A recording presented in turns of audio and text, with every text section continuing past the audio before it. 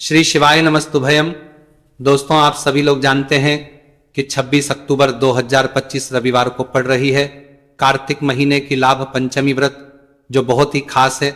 और दोस्तों, ये वो तिथि है जो कि कार्तिक महीने में रविवार को पड़ रही है, तो इस दिन का महत्व और भी अधिक बढ़ जाता है।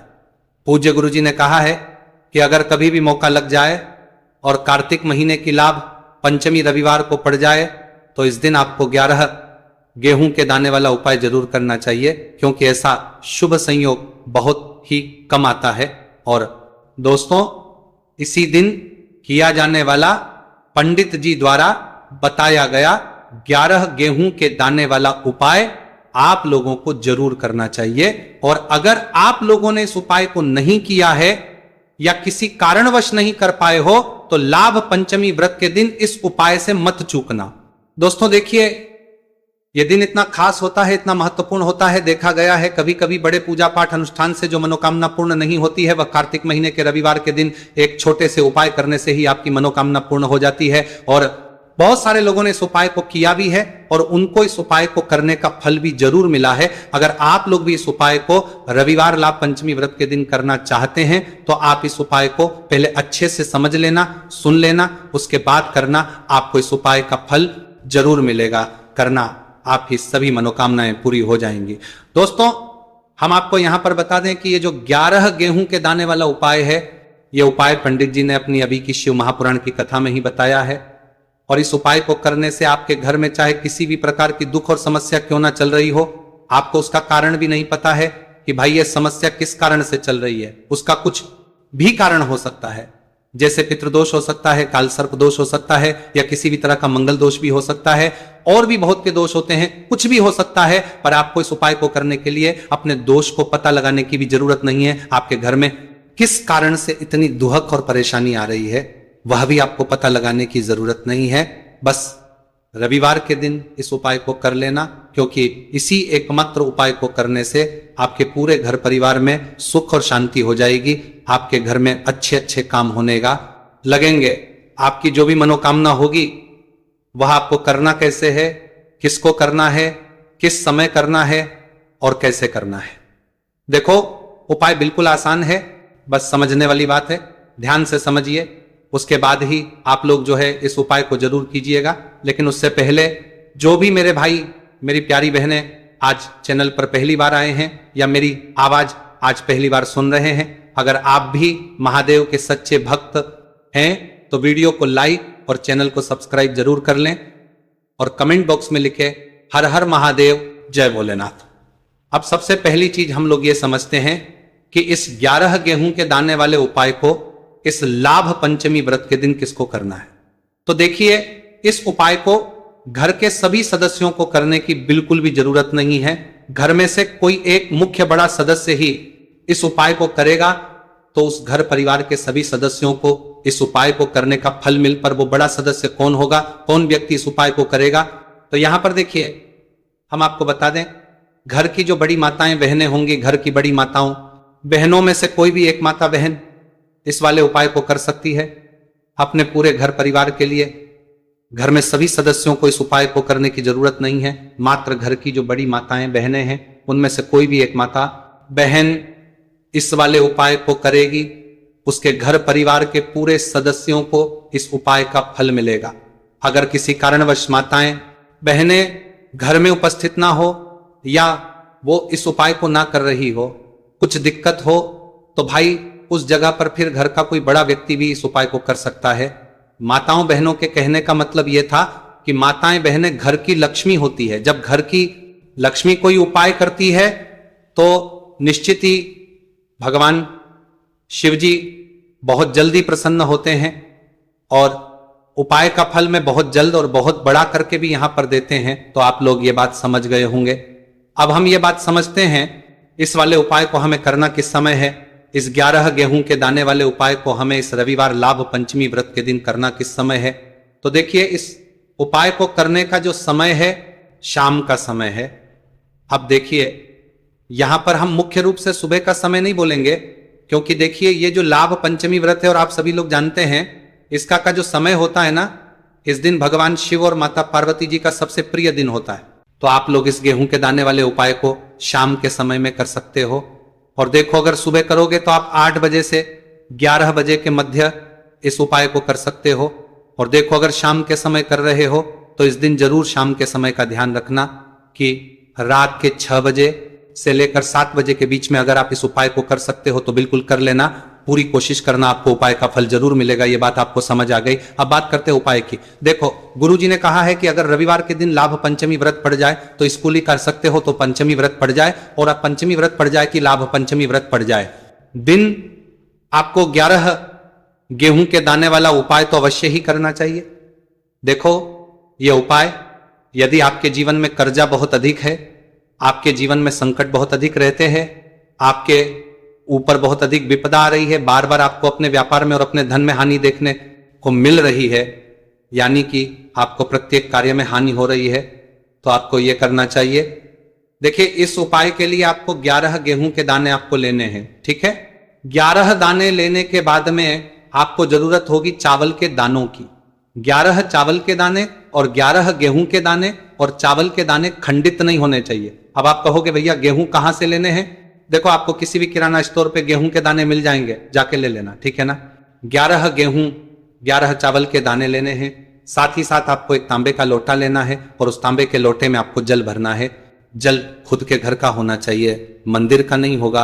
अब आप ये सब सामग्री लेकर पहुंच जाओगे महादेव के शिवलिंग के पास में शाम के टाइम पे प्रदोष काल में। देखो, जब आप ये उपाय कर रहे हो तो अपना फेस रखना उत्तर दिशा, नॉर्थ डायरेक्शन की तरफ। अब यहां पे जो पारे नॉर्थ डायरेक्शन, जब पारे जितना पारे, जो परे जितना पारे, जो मैं आपको क्रम बताने जा रहा हूं ना, उस मेरे क्रम को बहुत ध्यान से सुनिए। महादेव को अगर कोई सबसे प्रिय है ना, तो उनकी सबसे छोटी पुत्री, जिनका नाम है माता अशोक सुंदरी, जो आपके पास में चावल के रहदाने हैं ना, उन चावल के 11 दानों को माता अशोक सुंदरी के स्थान पर आपको अपना नाम और गोत्र बोलते हुए समर्पित कर देने हैं, है ना। चावल के दानों को रखने के बाद में जो आपके पास में तांबे का लोटा है ना, उस तांबे के लोटे को कहीं पे भी हम जल नहीं चढ़ेंगे। सिर्फ और सिर्फ माता पार्वती का जो हस्तकमल आपको दिख रहा है, यहीं पे गोल गोल आपको समर्पित करना है, उसी जल को, और कहीं नहीं। ना तो माता अशोक सुंदरी के स्थान पर, ना शिवलिंग के ऊपर, सिर्फ आपको यहां पे गोल गोल जलाधारी पर आपको उस जल को समर्पित करना है। अब आपके पास में बचे हुए हैं 11 गेहूं के दाने, और बचे हैं उन्हीं 11 गेहूं के दाने को आपको अपनी मनोकामना, अपने विशेष कहते हुए महादेव के शिवलिंग के ऊपर अगर आप लाभ पंचमी व्रत के दिन प्रदोष काल में समर्पित कर देते हैं, तो आपकी जो भी मनोकामनाएं होंगी, जो भी विश होंगी, महादेव पूरी जरूर करते हैं। अन्न समर्पण करने से, उस खासकर गेहूं को समर्पण करने से हमारी इच्छाएं पूरी होती हैं। और अगर वो दिन लाभ पंचमी व्रत का दिन हो, तब तो इससे सुंदर संयोग कुछ भी नहीं हो सकता। आपकी इच्छाओं को पूरा करने के लिए बहुत स्पेशल, बहुत प्यारा सा उपाय आप सभी को जरूर करना है। ध्यान में रखिएगा, यह उपाय प्रदोष काल में करना है। देखो, गुरुजी ने कहा है भगवान शिव के शिवलिंग पर 33 कोटि देवी देवता का वास होता है। अगर हम शिवलिंग के सामने कुछ भी उपाय करते हैं तो हमारे सभी देवी देवता हमसे खुश हो जाते हैं। यह उपाय आपको अवश्य करना है। देखो, सुबह के टाइम नहीं कर सकते, ठीक है। अब बात करते हैं अगले उपाय की। देखिए, अब हम जान लेते हैं गुरुजी द्वारा बताए गए दूसरे उपाय के बारे में। इस उपाय के लिए आपको मात्र 2 लौंग लेनी होगी, यानी कि आपको लौंग का जोड़ा लेना है। 2 फूल वाली आपको लौंग लेनी है, 2 फूल वाली आपको लौंग लेनी है।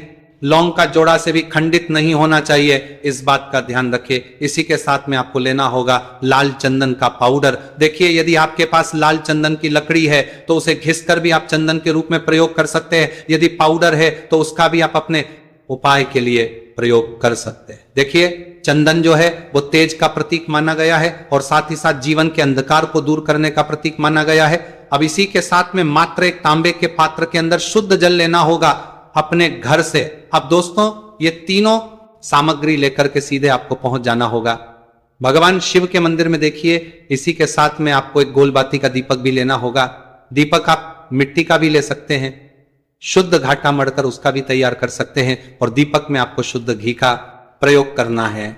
लेकिन जैसे ही आप इन सभी सामग्रियों को मैं लेकर के पहुंचेंगे मंदिर में, जैसे ही आप चौखट के वहां पर पहुंचेंगे, तो मंदिर की चौखट के सीधे तरफ आप जो अपने साथ आप एक गोल बाती का दीपक लेकर के आए हैं, उसे आपको सबसे पहले तो प्रज्वलित कर देना है। यानी कि जैसे ही आप मंदिर की चौखट के वहां पर प्रवेश करते हैं तो उसके सीधे तरफ आपको ये गोल बाती का दीपक प्रज्वलित कर देना है।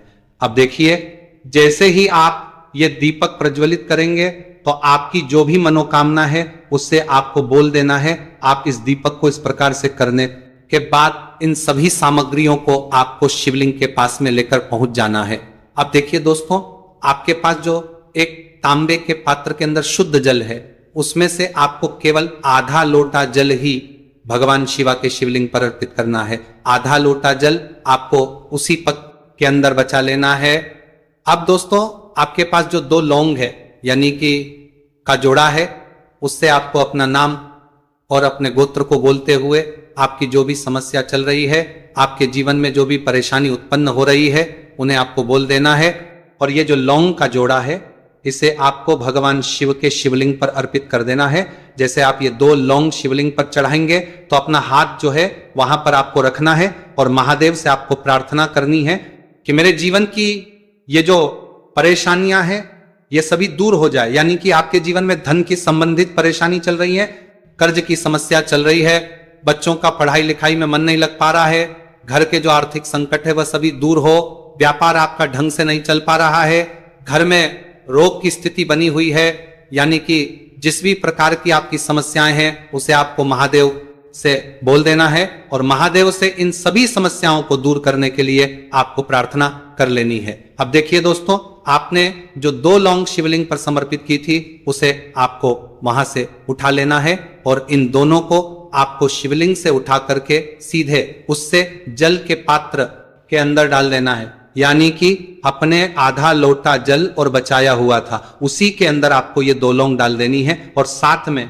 आप जो लाल चंदन लेकर के आए थे उस लाल चंदन को भी आपको उसी पात्र के अंदर डाल देना है। यानी कि आधा लोटा जल और बचा हुआ है तो उसी आधे लोटे जल के अंदर आपको ये लाल चंदन भी डाल देना है। अब देखिए, इस आधे लोटे जल में है जिसमें अपने 2 लौंग ली है, लाल चंदन डाला है, उसे सीधे लेकर के आपको पहुंचना है बेलपत्र के वृक्ष के वहां पर। देखिए, बेलपत्र का वृक्ष यदि आपके घर पर है तो वहां पर आपको आ जाना है। आपके घर के आसपास कहीं भी है तो वहां पर आपको पहुंच जाना है और उसके बाद आपका जो मुख है वह उत्तर दिशा की ओर होना चाहिए और उसके बाद आपको अपना नाम और अपनी गोत्र को बोलना है और पुनः अपने जो भी परेशानियां शिवलिंग के पास में बोली थी उन्हें आप वापस से बेलपत्र के वहां पर भी बोल देनी है। और ये जो आधा लोटा जल और है, इससे आपको पूरा बेलपत्र के वृक्ष की जड़ में श्री शिवाय नमस्तुभयम इस मंत्र का जाप करते हुए समर्पित कर देना है। तो बस इतना सा उपाय आपको करना है। जो भी आपकी परेशानी है, समस्या है, उससे महादेव निश्चित ही दूर करेंगे। अब दोस्तों, हम जान लेते हैं तीसरे चमत्कारी और विशेष उपाय के बारे में। देखिए, ये उपाय बहुत ही है क्योंकि इस उपाय से आपके जिम में तेज की वृद्धि होगी। यानी कि जीवन से जितना भी अंधकार ही वो सभी दूर